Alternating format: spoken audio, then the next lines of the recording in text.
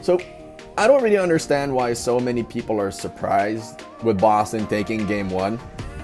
We kind of already had this understanding that the winner of this NBA Finals will come from the Eastern Conference. And it played out the way we thought it would have in game one, where defense ultimately spelled the name of the game.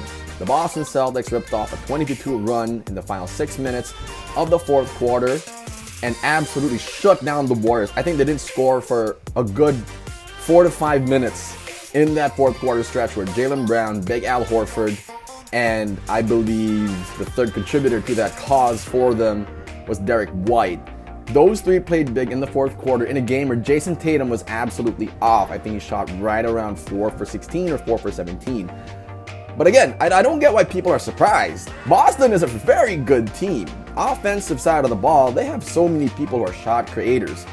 And on the other side of the ball, where they've made their mark this year defensively, they're the number one rated team in the playoffs when it comes to that side of the floor, defense.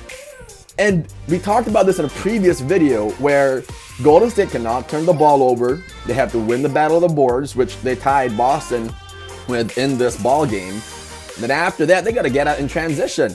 They did both, all right? They kind of tied Boston for turnovers, and so they didn't get more than them, and then they didn't get out-rebound, that's fine. But they stuck in the half court, which is a problem if you're going up against this juggernaut of a defense in the Boston Celtics. If you watch that fourth quarter, they could not get off clean looks. They were having a tough time handling the ball. Boston's defense absolutely shut them down in the final 6 minutes of the fourth quarter, while on the other end, and this is where Golden State gets hurt a little bit, Boston kept looking for the mismatches. If they didn't have them, they were creating all on their own. Now that's just the story of game one, but again, better believe it. Don't be shocked or don't be surprised. This is a very good Boston Celtics team. You got to remember also that history favors the same Boston Celtics team. Back from like maybe 3, 5, 6 years ago, it didn't matter. When Brad Stevens, who is now the vice president or president, I believe, of basketball operations, was their coach, they've always had this blueprint to beat the Golden State Warriors when they were at their prime. And he's basically taking that information, that knowledge, and passing it on to Ime Udoka.